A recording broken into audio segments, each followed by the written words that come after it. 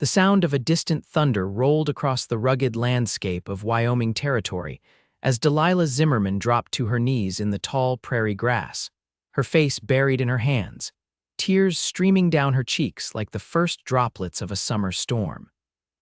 It was 1878, and in this unforgiving wilderness, a woman alone without a horse was as good as dead. Delilah had searched for hours, calling until her voice grew hoarse, following tracks until they disappeared in the rocky terrain beyond her small homestead. Midnight, her faithful black mare, the only thing she had left from her father, was gone. Without that horse, she couldn't make the journey to town, couldn't work her land properly, couldn't survive the harsh western winter that would arrive in a few months' time. "I can't lose you too," she whispered to the empty prairie, her shoulders shaking with each sob. The setting sun cast long shadows across the land, painting the world in hues of amber and gold, a beautiful backdrop to her despair. She didn't hear the approaching hoofbeats until they were almost upon her. Startled, she looked up, hastily wiping tears from her flushed cheeks. A tall figure on horseback emerged from the golden haze, the silhouette of a man atop a chestnut stallion. Jackson Pratt had been riding fence lines since dawn, checking the boundaries of the neighboring ranch where he worked as foreman. The sight of a woman alone and crying in the vast emptiness of the prairie was enough to make him rein in his horse sharply. "Madam." His voice was deep but gentle, tinged with concern as he dismounted in one fluid motion. "Are you hurt?" Delilah straightened her spine, embarrassment washing over her at being found in such a state. "No, sir, I'm not hurt, just my horse, Midnight, she's gone." Jackson removed his hat, revealing sun-bleached brown hair and eyes the color of whiskey. "Gone as in run off or gone as in stolen? I don't know," Delilah admitted, her voice catching. "I woke up this morning and she wasn't in the paddock, the gate was open. I've been searching all day, but there's no sign of her." Fresh tears threatened to fall. "Without her, I can't. I don't know how I'll manage the homestead alone." Jackson offered her his handkerchief and a strong hand to help her to her feet. As she stood, he noted her simple calico dress, worn but clean, and the quiet dignity in her bearing despite her distress. "You're worth more than what you lost," he said softly. "A horse can be replaced. You can't." Delilah blinked up at him, surprised by the sincerity in his eyes. "That horse was all I had left of my father. She can't just be replaced." "I understand," Jackson replied, his gaze sweeping the horizon. "But standing out here alone as night falls won't help you find her. Let me escort you home. Tomorrow I'll help you track her down." "You would do that for a stranger?" A ghost of a smile touched his lips. "Out here, madam, neighbors look after each other even if they haven't been properly introduced. I'm Jackson Pratt, foreman at the Circle M Ranch." "Delilah Zimmerman," she replied, accepting his handkerchief finally and dabbing at her eyes. "I've got the small homestead on Willow Creek." "I know the place," he nodded, leading his horse closer. "Your father was Daniel Zimmerman, good man. I was sorry to hear of his passing last winter." The mention of her father brought a fresh wave of grief, but Delilah swallowed it down. "Thank you, it's been difficult." "I imagine so." Jackson offered her a hand. "May I help you up? My horse will carry us both back to your place and we can start a proper search at first light." Delilah hesitated only a moment before accepting his assistance. His hands were strong but careful as he lifted her onto his stallion before swinging up behind her. The proximity to a man she'd just met should have made her uncomfortable, but there was something reassuring about Jackson Pratt. Perhaps it was the respectful distance he maintained despite their shared saddle, or the way he spoke of her father with genuine respect. As they rode toward her homestead, the first stars appearing in the darkening sky, Delilah couldn't help but wonder if this chance meeting was somehow her father's way of looking out for her, even from beyond. "Tell me about your horse," Jackson said, breaking the silence. "It'll help me know what we're looking for tomorrow." Midnight is a black mare, about 15 hands high. She has a white diamond on her forehead and one white sock on her rear right leg. My father raised her from a foal. Delilah's voice grew steadier as she spoke of the beloved animal. "She's gentle but spirited, doesn't take well to strangers, though she's never thrown me." "Good horse," Jackson nodded. "Loyal, that kind doesn't usually wander far without reason." That's what worries me, Delilah admitted. The gate's never been left open before. I always check it twice. Jackson's arms tightened slightly around the reins. Were there any tracks, signs of other visitors? None that I could see, but I'm not much of a tracker. Well, I am, he said with quiet confidence. If there's a trail to follow, we'll find it. They crested a small rise, and Delilah's homestead came into view, a modest cabin with a small barn, a vegetable garden, and the now empty paddock. Smoke still curled from the chimney where she'd left a fire banked that morning. You've kept the place up well, Jackson observed as they approached. I try, Delilah sighed. It's more work than I anticipated, doing it alone. Your father built this place to last, he said approvingly. Solid foundation, good roof. He knew what he was about. The simple praise for her father's work brought an unexpected warmth to Delilah's chest. So few people had known Daniel Zimmerman well enough to appreciate his craftsmanship, his attention to detail. Jackson helped her dismount when they reached the cabin, his hands lingering at her waist perhaps a moment longer than necessary. I'll see to my horse, if you don't mind. Then, with your permission, I'd like to take a look at that paddock gate before it gets too dark. Of course, Delilah nodded. There's water in the trough. I'll put some coffee on. While Jackson tended to his stallion, Delilah entered her cabin, struck suddenly by how the simple structure appeared through a stranger's eyes.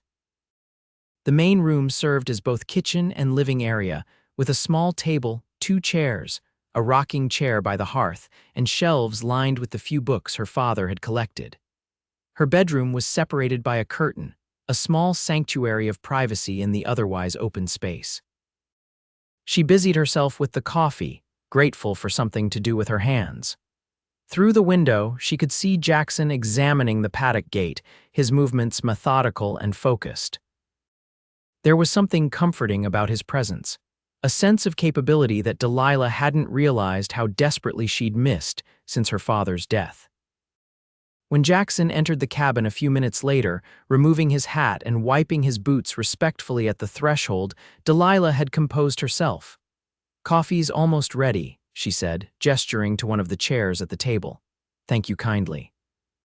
He sat, his large frame making the sturdy chair seem suddenly small. "Miss Zimmerman, I don't want to alarm you, but that gate didn't open by itself." Delilah paused in reaching for the cups. "What do you mean?" The latch was forced. "Not broken, but bent in a way that suggests someone deliberately opened it." His eyes, serious now, met hers. "And there were boot prints, not yours, I'd wager." A chill ran down Delilah's spine despite the warmth of the room. "You think someone stole midnight? It's possible," he said carefully. "Though a horse thief would likely have taken more than just one animal. Do you have any enemies, Miss Zimmerman? Anyone who might bear a grudge?" "No," she said automatically, then hesitated. "At least I didn't think so. I keep to myself mostly." Jackson nodded thoughtfully. "In the morning, we'll track those prints. They lead east toward the foothills. If someone took your horse, they left a trail. And if we find them," a flicker of something dangerous passed through Jackson's eyes, "then we get your horse back." They drank their coffee in companionable silence, both lost in thought.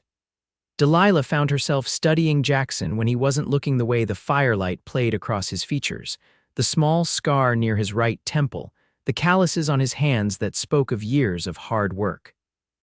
"Where will you sleep tonight, Mr. Pratt?" she asked suddenly, realizing the impropriety of having a man stay in her home without chaperone. "I'll bed down in your barn if that's agreeable," he replied easily.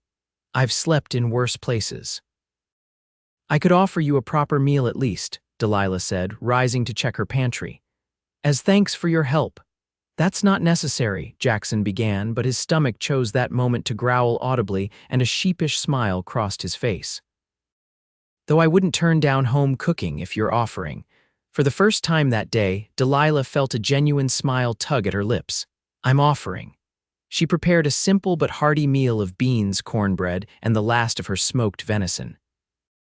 As they ate, Jackson told her about his work at the Circle M, how he'd come west from Missouri after the war, finding peace in the open spaces and honest labor. "And you?" he asked.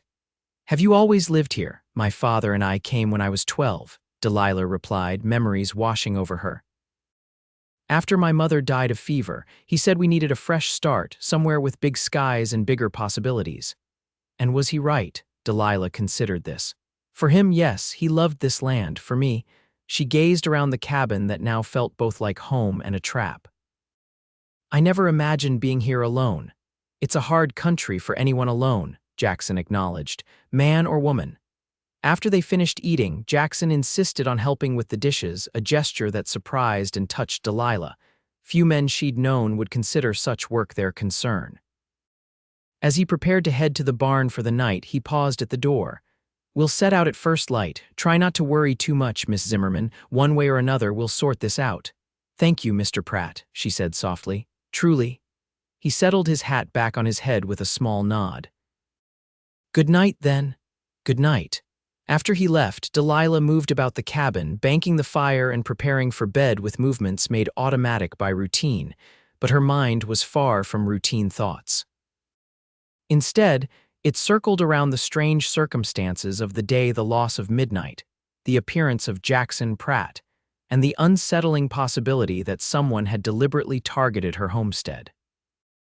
She fell asleep wondering what tomorrow would bring, her dreams filled with running horses and a pair of whiskey-colored eyes watching over her from the shadows. Dawn broke with the promise of a scorching day, the sky already clear and bright as Delilah, dressed in her most practical clothes, a simple blouse, sturdy skirt, and the leather boots her father had ordered from a catalog last Christmas. She twisted her chestnut hair into a tight braid and pinned it up, determined to be ready for whatever the day might bring. Outside, she found Jackson already up, tending to his horse and examining the ground around the paddock with intense focus. He straightened when he heard her approach, offering a brief but warm smile. "Morning, Miss Zimmerman. Hope you managed some rest." "As well as could be expected," she admitted. "Have you found anything new?" "The tracks are clearer in the morning light. 2 men, I believe, came from the east and left the same way, one riding, one leading your horse." His expression was grim. They knew what they were doing. Delilah felt her heart sink. "So it was theft. Appears that way." He gestured toward his saddled horse. "I've prepared some provisions for tracking. It could be a long day." Delilah nodded, grateful for his foresight. "Let me just grab my father's rifle." Jackson raised an eyebrow but didn't protest as she returned to the cabin, emerging moments later with a well-maintained Winchester and a small pouch of ammunition. "You know how to use that?" he asked, helping her mount his horse. "My father made sure of it," she replied, securing the rifle in the saddle's scabbard. "Said a woman alone needs to protect herself." "Wise man," Jackson murmured, swinging up behind her. "We'll follow the tracks as far as we can. If luck's with us, they won't have gone too far with your horse." They set off, Jackson guiding his stallion along the barely visible trail left by the thieves. Delilah was impressed by his tracking skills. The way he could discern details from marks, she could barely see the depth of the hoofprints indicating the horse's speed, the occasional scuff where a rider had dismounted, the broken twigs on low-hanging branches. As they rode, the landscape gradually changed from the open prairie around her homestead to more rugged terrain. Rolling hills gave way to rocky outcroppings, and stands of ponderosa pine offered intermittent shade from the climbing sun. "They're heading toward Rattlesnake Canyon," Jackson observed after several hours of steady tracking. "Not many folks live out that way." "I've heard of it," Delilah said. "My father always warned me to avoid it, said it attracted an unsavory element." Jackson nodded grimly. He wasn't wrong. "There's a settlement of sorts, not much more than a collection of shacks and a sorry excuse for a saloon. Place called Bitter Creek, attracts men running from something or someone. You think that's where they've taken midnight? It's looking that way." He paused, seeming to consider his next words carefully. "Miss Zimmerman, if that's where we're headed, I should warn you it's no place for a respectable woman. Perhaps I should continue alone." Delilah stiffened. "Mr. Pratt, midnight is my horse, and I intend to be there when she's recovered. I'm not some delicate flower who needs shielding from the harsher realities of life." She felt rather than saw his smile. "I didn't think you were, just wanted to give you fair warning." They continued in silence for a while, the sun climbing higher. By midday, they'd reached the mouth of Rattlesnake Canyon, a jagged cut between towering rock formations with a narrow trail winding into its depths. "We should rest a moment," Jackson suggested, guiding his horse to a small spring bubbling from the canyon wall. "Water the horse and ourselves before we go further." As they dismounted, Delilah felt the stiffness in her muscles from hours in the saddle. She stretched discreetly, trying not to show discomfort. "Not used to long rides?" Jackson asked, offering her a canteen. "Not recently," she admitted. "Before Father died, we'd ride into town together once a month for supplies. Since then, I've only made the journey when absolutely necessary." Jackson nodded, understanding in his eyes. "It's a hard life you've chosen, staying on that homestead alone." "I'm not sure I'd call it a choice," Delilah replied, looking out across the landscape. "It was my father's dream, his life's work. Leaving felt like I'd be abandoning him somehow." "And now?" His question was gentle but direct. Delilah considered it honestly. "Now I don't know. Some days I love the solitude, the connection to the land. Other days, the silence gets too loud," he finished for her. "Exactly?" She looked at him with newfound appreciation. "How did you know?" A shadow crossed his face. "I spent 2 years in a cabin up in the mountains after the war. Just me and the wilderness. Thought it was what I wanted until I realized I was using solitude to hide from living." Before Delilah could ask more, Jackson's attention shifted suddenly to the canyon trail. He tensed, hand moving to the revolver at his hip. "Someone's coming," he murmured. "Get behind me." Delilah moved quickly, reaching for her rifle. 3 riders emerged from around a bend in the trail, dusty and rough-looking men who pulled up short at the sight of Jackson and Delilah. "Well now, what have we here?" The lead rider, a bearded man with a scar running through one eyebrow, leered at Delilah. "Pretty far from town for a social call." "We're looking for a stolen horse," Jackson replied evenly, his posture relaxed but alert. "Black mare with a white diamond on her forehead." "You boys wouldn't know anything about that, would you?" The 3 men exchanged glances. "Can't say that we do," the scarred man replied, though something in his expression suggested otherwise. "But if you're headed to Bitter Creek, you might want to reconsider. Not the sort of place for a lady." "I'll be the judge of that," Delilah said firmly, stepping out from behind Jackson with the rifle held confidently at her side. The scarred man's eyes narrowed. "Spirited little thing, ain't she? What's your name, darlin'?" "None of your concern," Jackson cut in before Delilah could respond. "We'll be on our way now." "Now hold on," the man said, urging his horse forward a few steps. "Ain't polite to be so unfriendly. I'm just making conversation with the lady." Jackson's hand remained near his revolver. "And I'm just saying the lady isn't interested in conversation. Now we've got business in Bitter Creek, so if you'll excuse us." For a tense moment, Delilah thought the confrontation might escalate.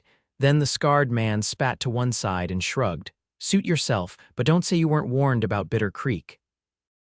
He nodded to his companions and they urged their horses past, giving Jackson and Delilah a wide berth. As they rode away, Delilah noticed one of them glancing back repeatedly, an unsettling gleam in his eye. "I don't like this," Jackson muttered once the men were out of earshot. "They know something about your horse." "How can you tell?" The way they tensed when I described her. "And they're coming from the direction of Bitter Creek." He helped Delilah back onto his horse. "We need to move quickly now. Those men will likely warn whoever has your horse that we're coming." They pressed on into the canyon, the walls rising steep and imposing on either side. The trail narrowed in places, forcing them to proceed in single file, vulnerable to ambush from above. Delilah found herself scanning the ridgelines instinctively, the Winchester a reassuring weight across her lap. "Have you been to this place before?" she asked Jackson. "Bitter Creek." "Once," he replied tersely. "Few years back, was tracking some rustlers who'd hit the Circle M, not a place I'd visit by choice." "And did you find the rustlers?" A muscle twitched in his jaw. "I did." Something in his tone told Delilah not to press further on that particular story. Instead, she asked, "Do you have a plan for when we get there?" "We'll need to be careful," Jackson said after a moment's thought. "First, we locate your horse without letting on that's why we're there. Once we confirm she's in Bitter Creek, we'll decide how best to recover her. And if whoever took her won't give her up willingly," Jackson's voice was steady, "then we'll take her unwillingly, but let's hope it doesn't come to that." The canyon gradually widened as they traveled deeper, eventually opening into a small valley. Nestled against the far wall, looking like a collection of broken teeth against the red rock, was Bitter Creek. Even from a distance, Delilah could see it was exactly as Jackson had described, little more than a haphazard collection of rough structures, with a larger building at its center that must be the saloon. "Remember," Jackson said as they approached, "let me do the talking. Keep your rifle handy but not obvious, and stay close." Delilah nodded, nerves fluttering in her stomach. She'd never been in a place like this before, had never imagined she would be. As they rode closer, details emerged: a few horses tied at hitching posts, laundry hanging limply between buildings, a mangy dog sleeping in a patch of shade. The place had an air of desperation about it, of lives lived on the edge of lawlessness. Eyes turned toward them as they entered what passed for the main street, curious, suspicious, evaluating. Delilah felt exposed under those stares, acutely aware of being the only woman visible. Jackson guided his horse directly to the saloon, dismounting with fluid grace before helping Delilah down. "Keep your eyes open," he murmured, securing his horse. "Look for any sign of midnight, but don't make it obvious what we're seeking." Delilah nodded, scanning their surroundings while trying to appear casual. Nothing immediately caught her eye, but there were several small corrals behind the buildings that might hold horses out of sight. The saloon's interior was dim after the bright sunlight, the air thick with tobacco smoke and the sour smell of spilled whiskey. Conversation stuttered to a halt as they entered, a dozen pairs of eyes turning their way.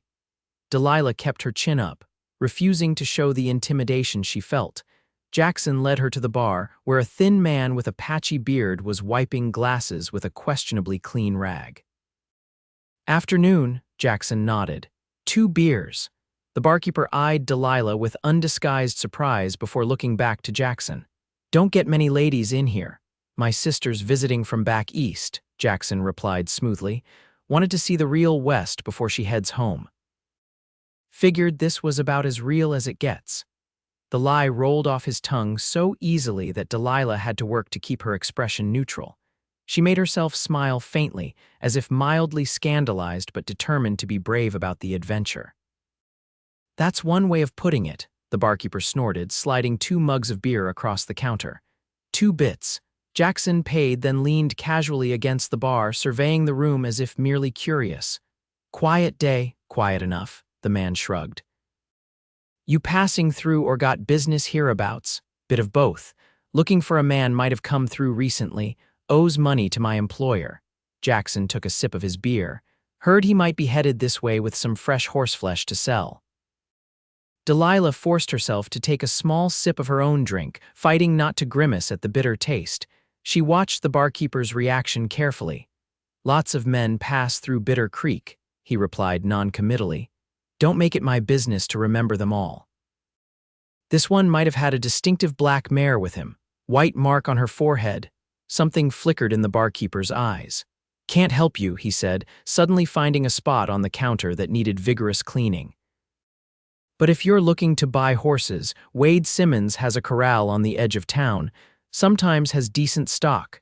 Jackson nodded thoughtfully. "Might look into that, appreciate the information."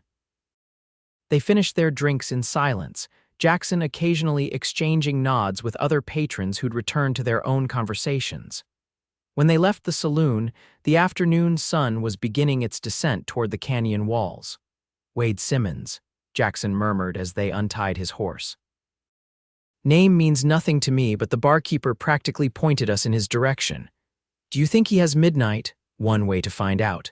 Jackson mounted first, then pulled Delilah up behind him. "Let's find this corral." It wasn't difficult to locate a ramshackle pen behind the last building on the street, with half a dozen horses milling about inside. Delilah's heart leaped when she spotted a black shape among them. "That's her," she whispered urgently, resisting the urge to point. "The black one by the water trough, that's midnight." Jackson studied the area carefully. A lean man sat on an overturned barrel outside a small shack adjacent to the corral, whittling a piece of wood with a large knife. Another man, burlier and wearing a gun belt, leaned against the corral fence. Wade Simmons, I presume, Jackson said quietly, and his associate, 2 against 2, though I'd wager they won't be expecting you to put up a fight.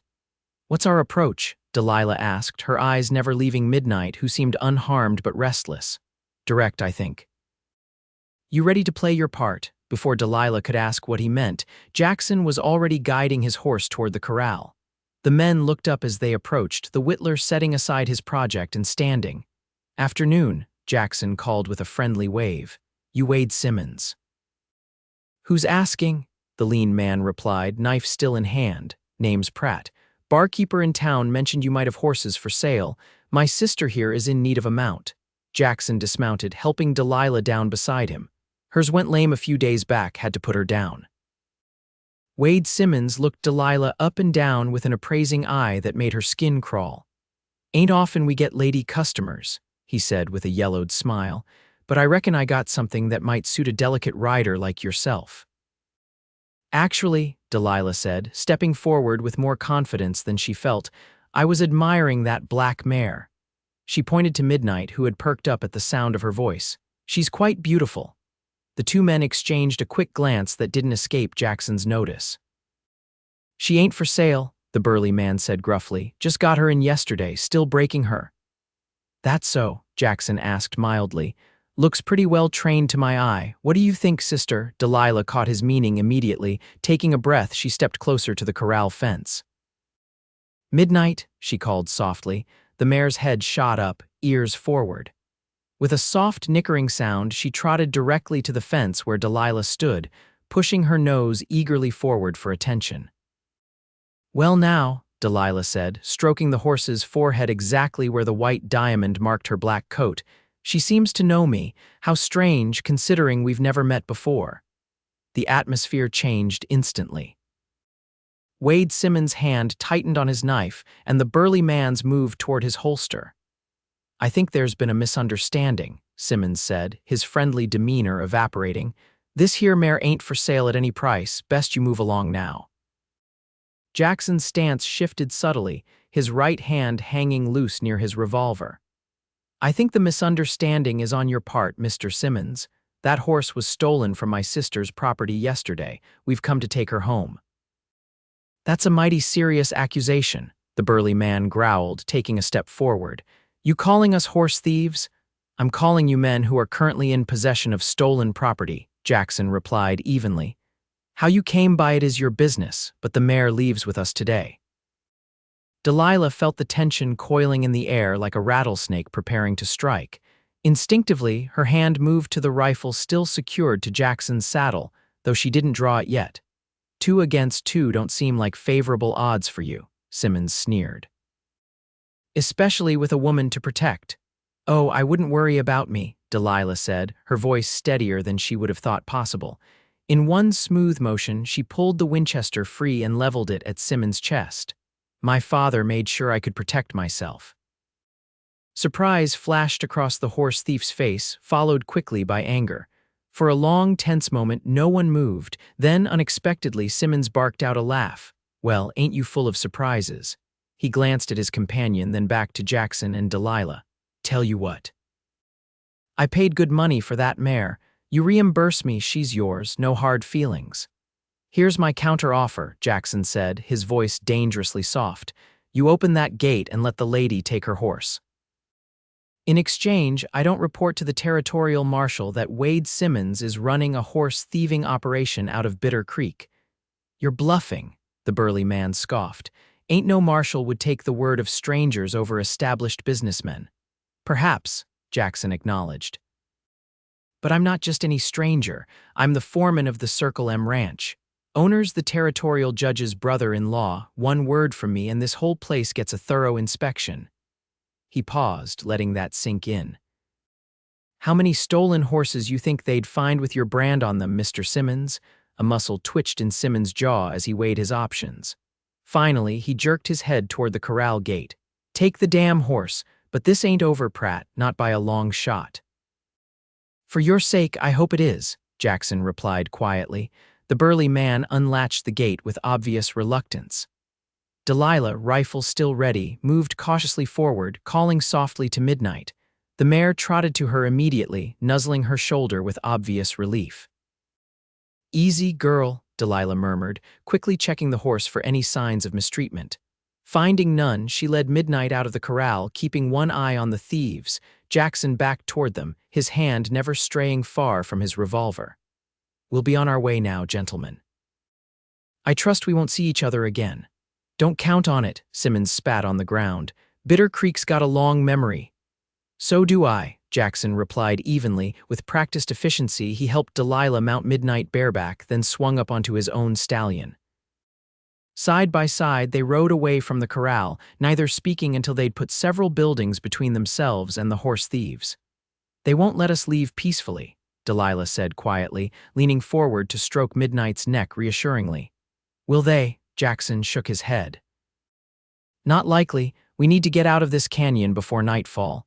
Once we're in open country, we'll have the advantage." They rode through Bitter Creek at a measured pace, not so fast as to attract attention but with clear purpose. Delilah could feel eyes watching from windows and doorways, the weight of hostile gazes making her shoulder blades itch. As they reached the outskirts of the settlement, Jackson suddenly pulled up short, his expression grim. Ahead, blocking the trail that led out of the canyon, were 5 mounted men, including the 3 they'd encountered earlier that day. "Looks like our friends brought reinforcements," Jackson murmured. "Any chance of another way out of this canyon?" Delilah scanned the rocky walls rising on either side. "Not on horseback. Then we go through them." Jackson turned to her, his eyes intense. "When I give the word, break right and ride hard. Don't stop for anything. I'll be right behind you." "I'm not leaving you to face them alone," Delilah protested. "You won't be, trust me." There was something in his voice, a quiet certainty that somehow reassured her despite the danger. "Just be ready." They continued forward at a walk, the distance between them and the blockade narrowing with each passing second. Delilah could see the scarred man from earlier grinning broadly, clearly anticipating the confrontation. 20 yards away, Jackson pulled up. "Gentlemen," he called. "There seems to be a misunderstanding. We're just passing through." "The misunderstanding was yours, thinking you could steal from Wade Simmons and ride away without consequences," the scarred man replied. "The mare stays in Bitter Creek. What happens to you two is negotiable." "That's not going to work for us," Jackson said calmly. Then so quietly only Delilah could hear. Now, Delilah didn't hesitate. She dug her heels into Midnight's sides and the mare responded instantly, leaping forward and to the right of the blockade. Behind her, she heard the crack of Jackson's revolver, followed by shouts of surprise and anger.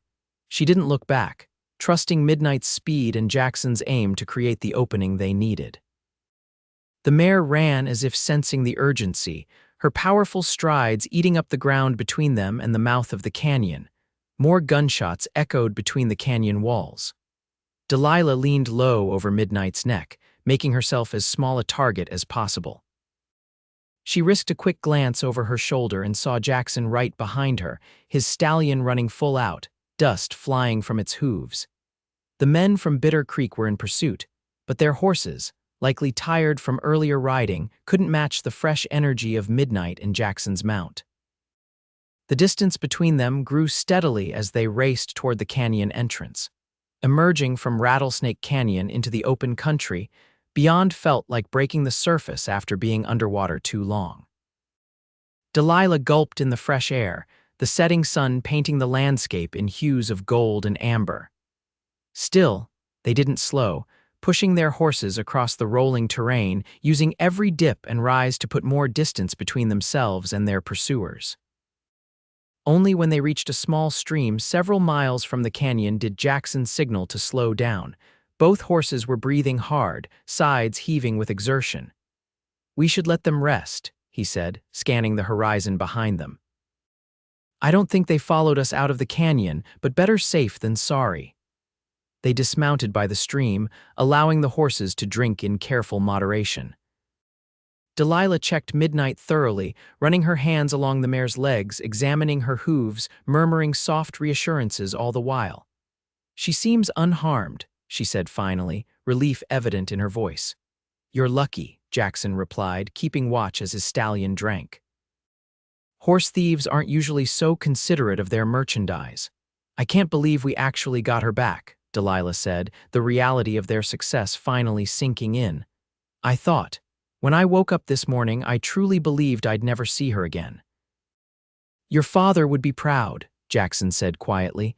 The way you handled yourself back there, not many women or men, for that matter, would have shown such courage. Delilah felt a flush of pleasure at the compliment. I had a good teacher in my father and a good partner today.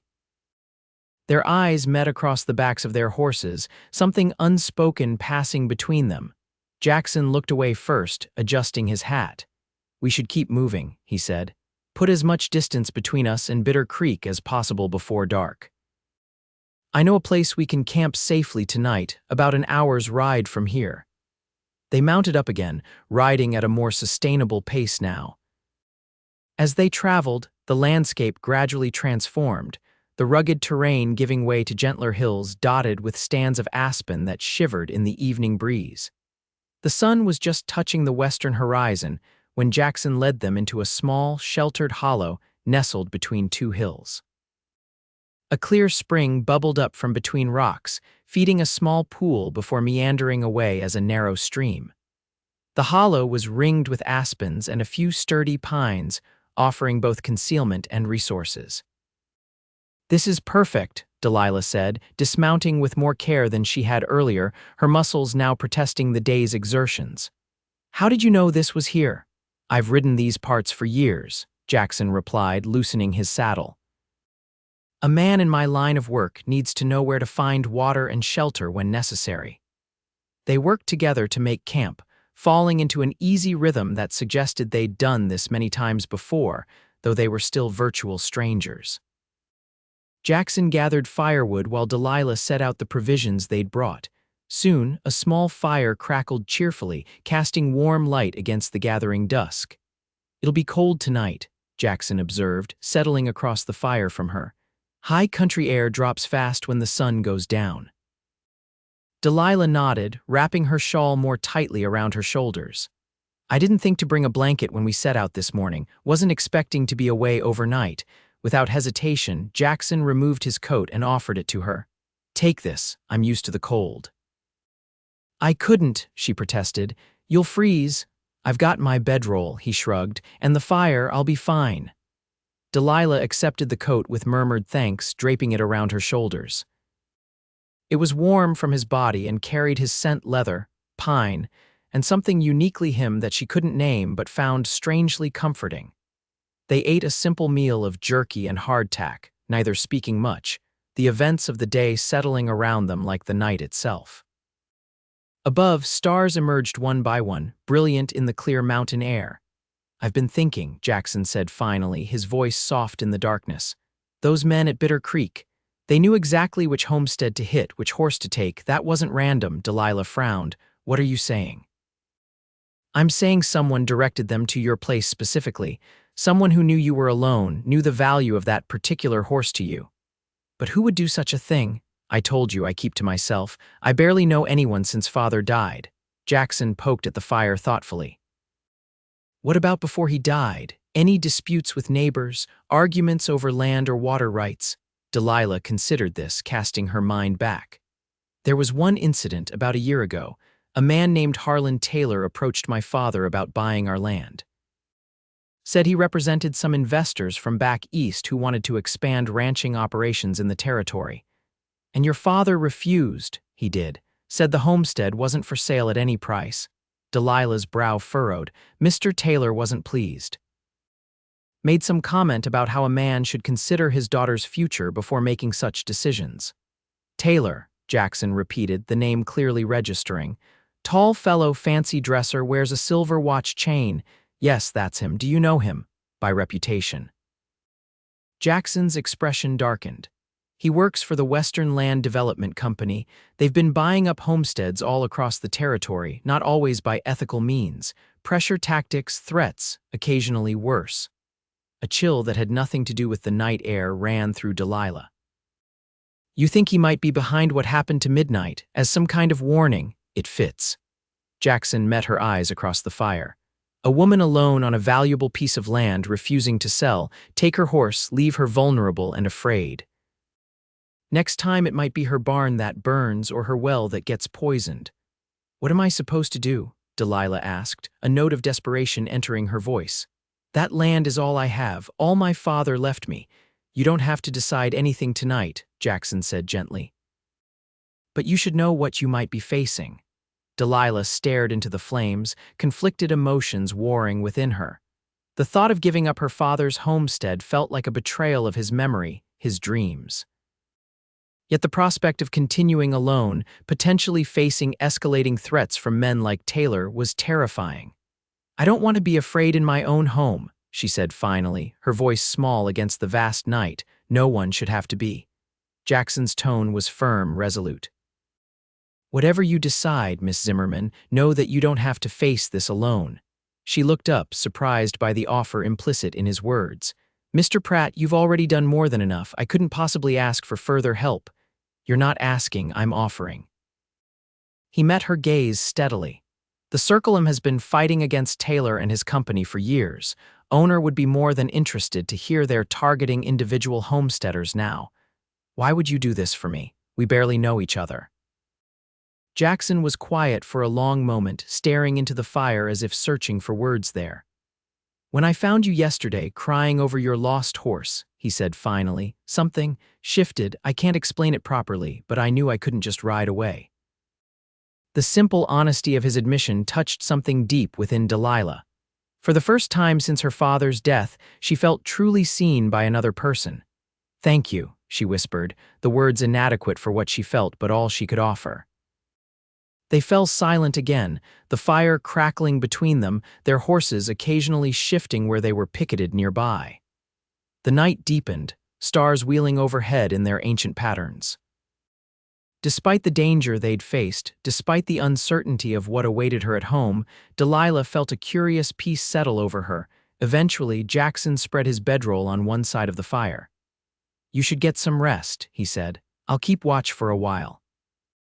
Delilah nodded, suddenly aware of how exhausted she truly was. She arranged his coat as a makeshift blanket and lay down on the soft grass opposite him, using her arm as a pillow. Good night, Mr. Pratt, she murmured, her eyes already growing heavy. Good night, Miss Zimmerman, came his quiet reply. Sleep well.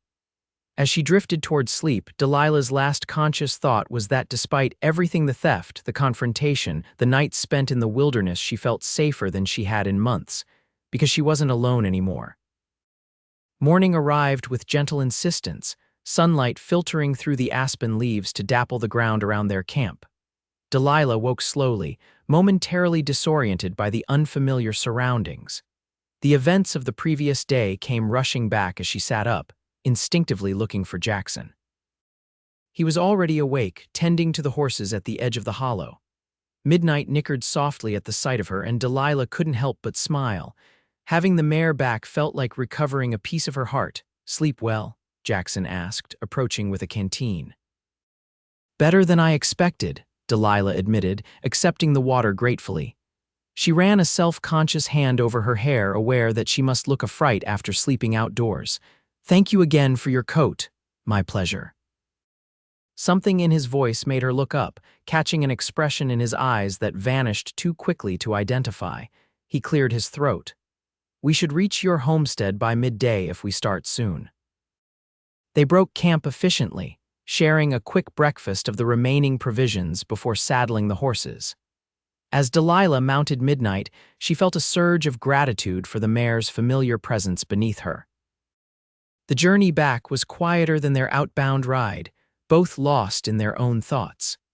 The landscape seemed different now to Delilah, both more beautiful and more dangerous, knowing what lay hidden in its remote corners.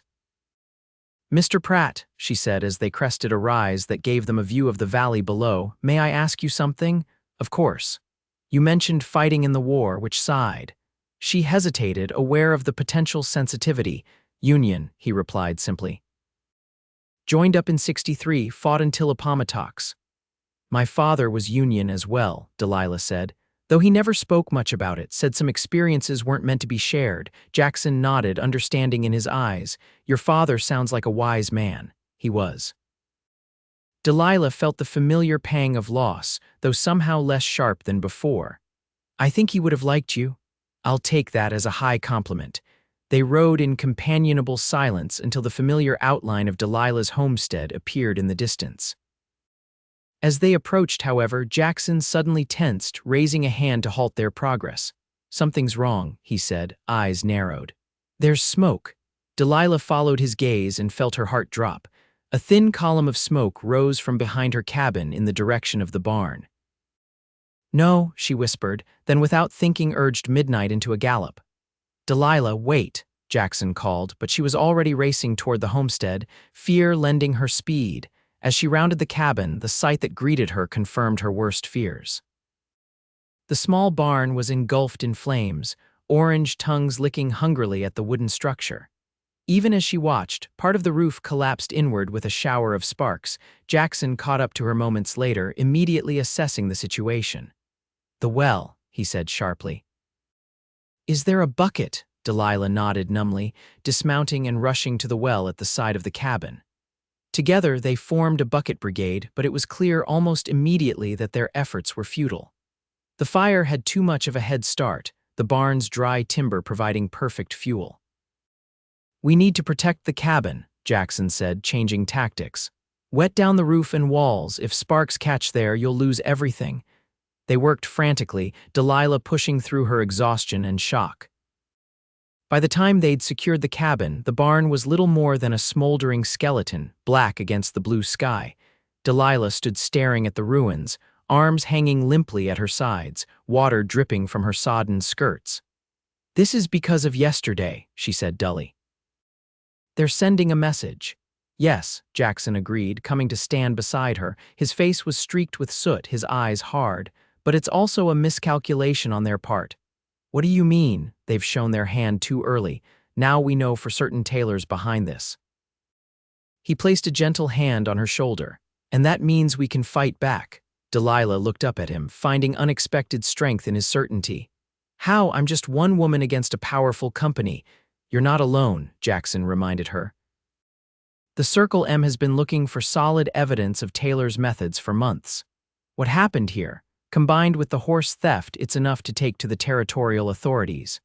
Hope flickered briefly in Delilah's chest, then faded as she surveyed the destruction.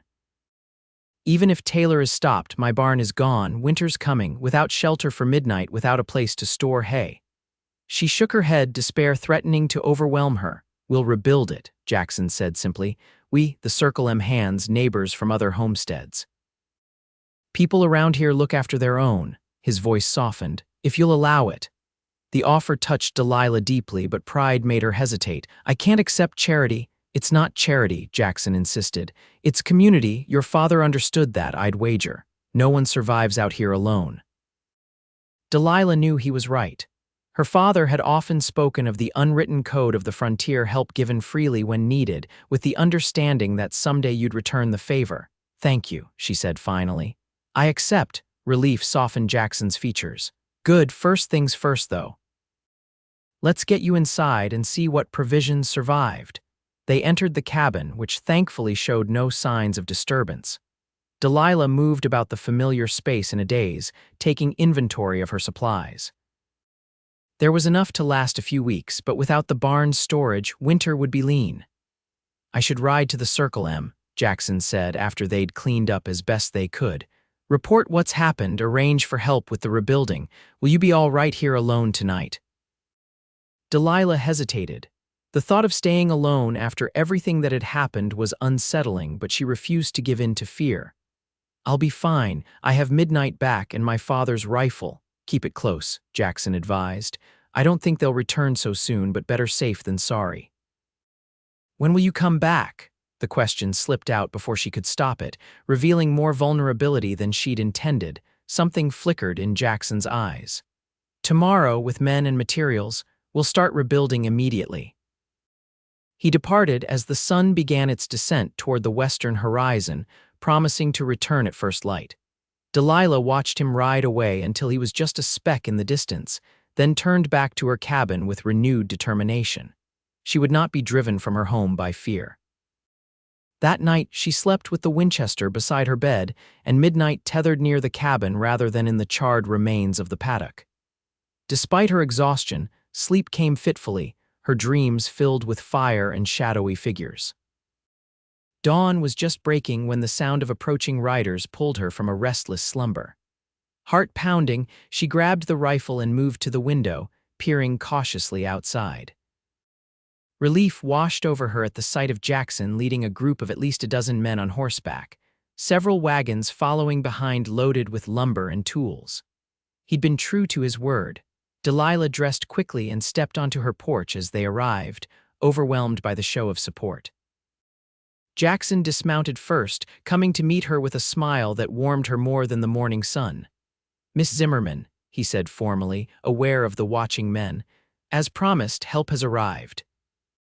"I don't know how to thank you all," she replied, looking past him to the gathered ranch hands and neighboring homesteaders, many of whom she recognized but had rarely spoken with. "No need for thanks," said an older man as he approached from one of the wagons. "Daniel Zimmerman helped half the folks here when they were getting established. Time to return the favor." With surprising efficiency, the men organized themselves into work crews. Some began clearing the burnt remains of the barn, others unloaded lumber and started marking out a new foundation. A few set up an outdoor kitchen, where two cowboys began preparing a massive breakfast for the workers. Jackson stayed close to Delilah, explaining the plans for the new barn larger than the old one, with better ventilation and a more secure hayloft. "The owner of the Circle M sent extra supplies," he told her. "Said to tell you that good neighbors are worth investing in." "I'll have to thank him personally," Delilah said, watching in amazement as the new structure began to take shape before her eyes. "He'd appreciate that, but there's more." Jackson's expression turned serious. "He's also sent a telegram to the territorial marshal about Taylor and the Western Land Development Company. With our testimony about the horse theft and this fire, they finally have enough to investigate properly." Hope and apprehension mingled in Delilah's chest. "Do you really think it will make a difference?" "I do. Taylor's powerful, but not above the law, not when there's solid evidence."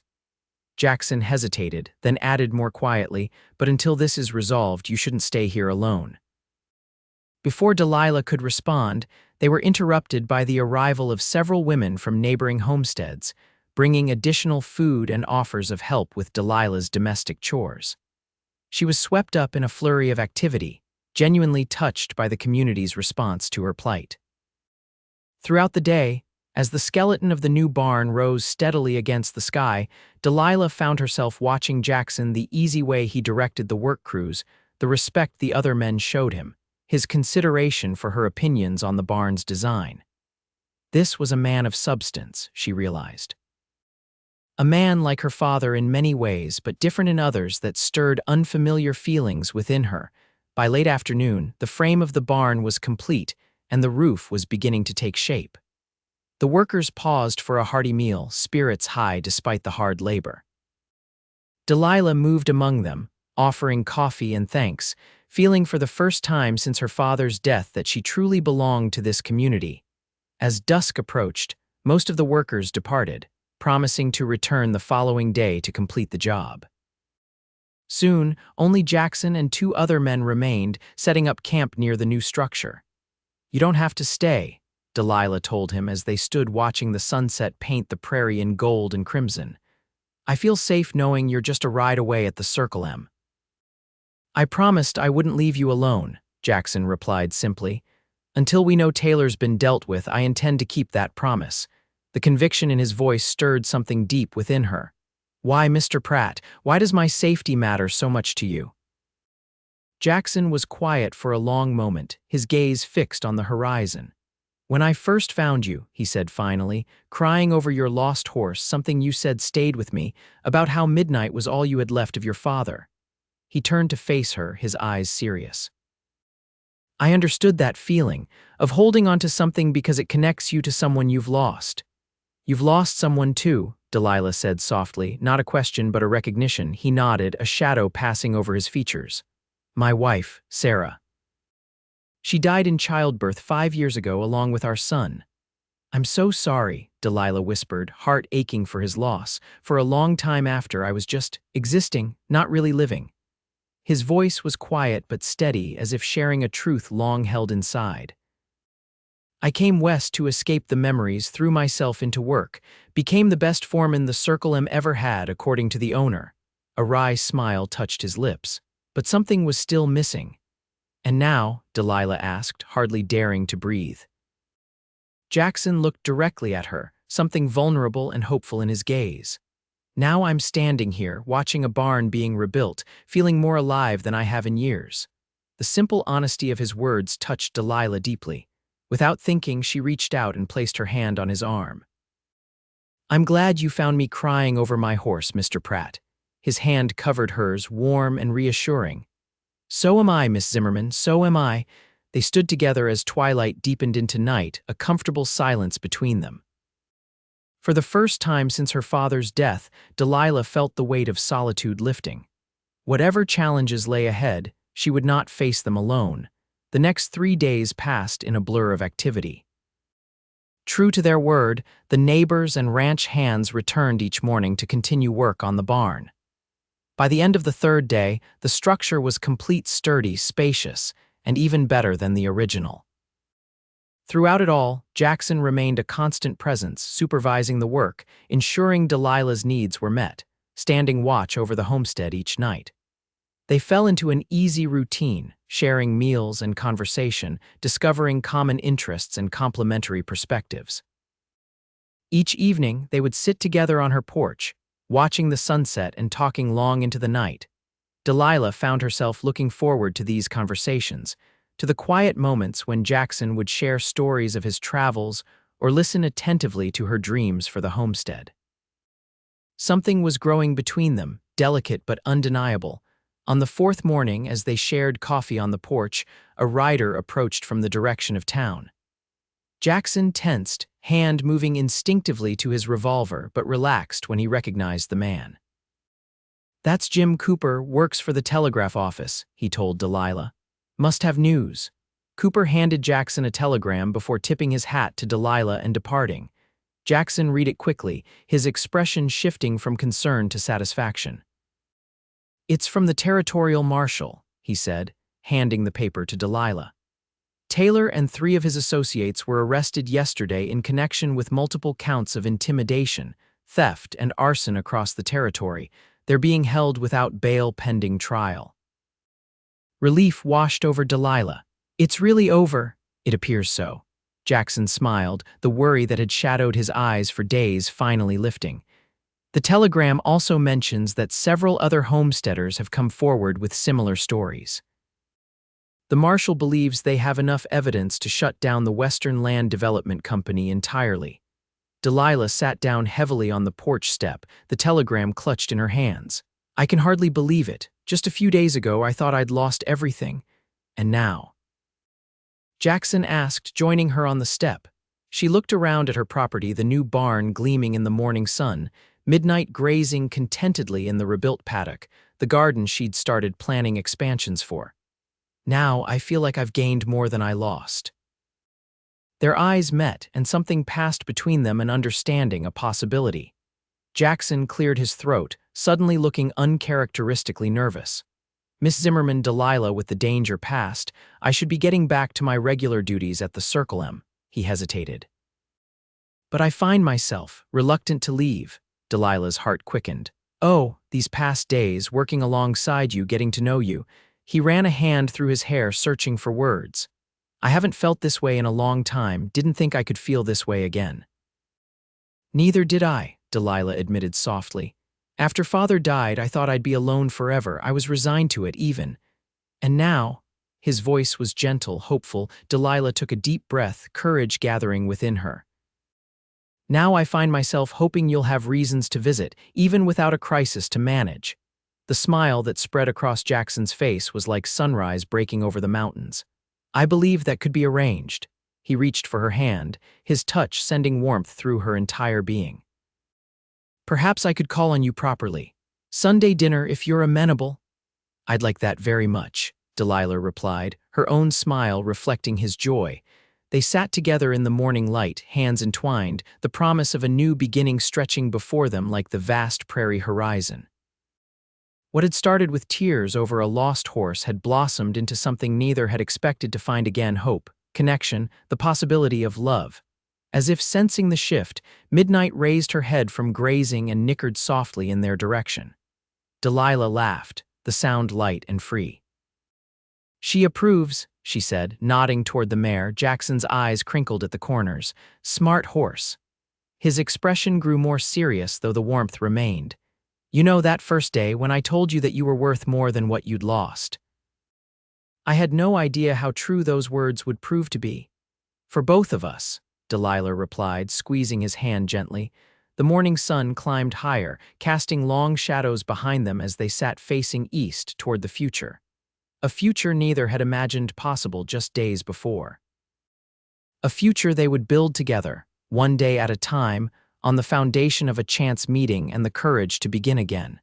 5 years later, the Pratt homestead stood as one of the most prosperous in the territory.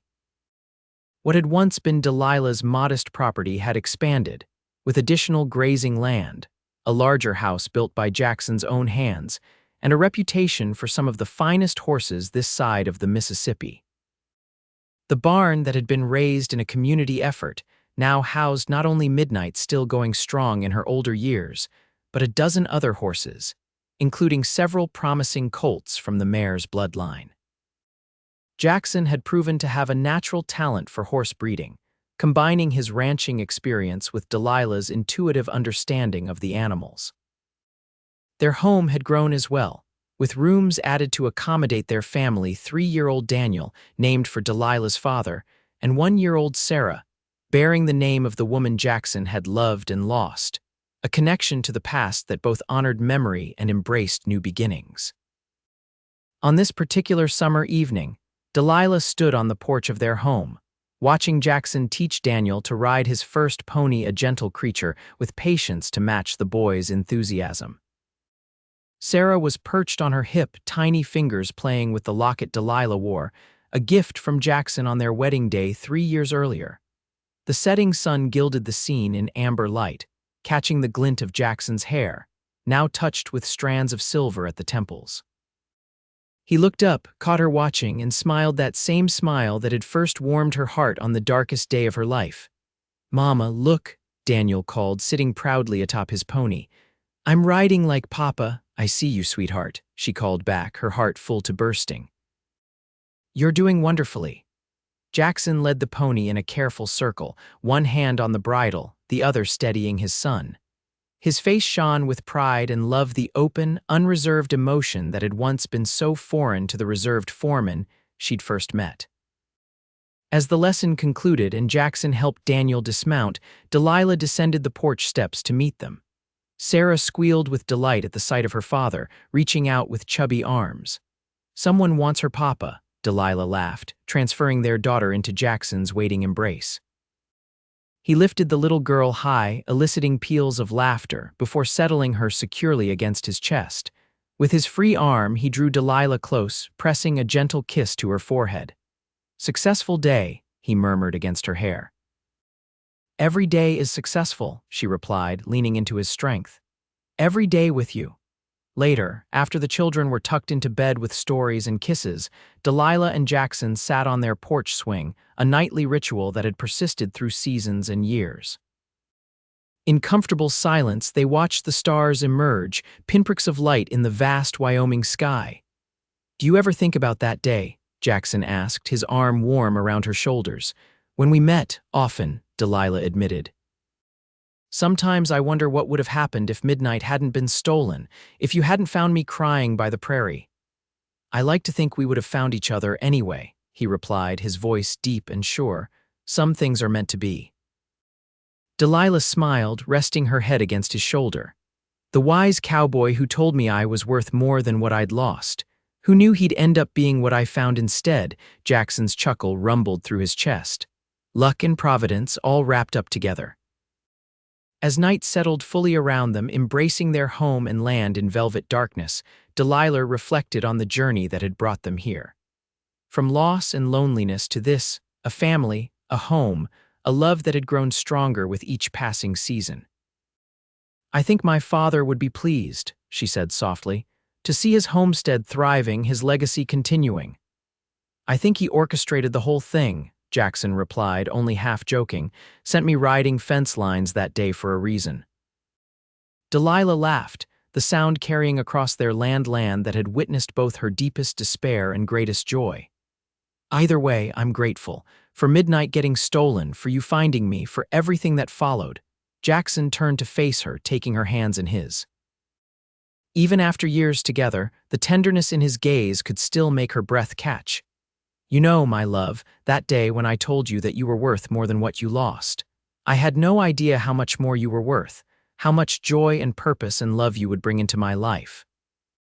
His voice grew husky with emotion. "You saved me as much as I ever helped you." Delilah blinked back sudden tears. "We saved each other," she whispered, reaching up to touch his face, tracing the beloved features that had become as familiar to her as her own reflection. "And we built something beautiful together." Their lips met in a kiss that still held the wonder of new discovery alongside the comfort of deep understanding. When they parted, Jackson rested his forehead against hers, their breath mingling in the cool night air. "I love you, Delilah Pratt," he said simply. "And I love you, Jackson Pratt," she replied. "Yesterday, today, and all our tomorrows." From the stable came Midnight's soft nickering, as if the mare were offering her own approval of this exchange. They both laughed, the sound blending with the night chorus of crickets and distant coyotes. This was their symphony, their life together built from loss and discovery, strengthened through challenges, overcome side by side, and sustained by a love that had begun with an unexpected encounter on a prairie at sunset. As they sat wrapped in each other's embrace, watching over their land and listening to the gentle breathing of their children through the open window, Delilah knew with absolute certainty that she had found her true home not in the buildings or the land itself, but in the heart of the man beside her and the family they had created together. What had once been the end of her world, her father's death, the loneliness of the empty homestead, had become instead the beginning of a journey more beautiful than she could have imagined. A journey that had started with tears over a lost horse and the kindness of a stranger who saw her worth beyond her loss. A journey that would continue day by day, season by season, for all the years to come.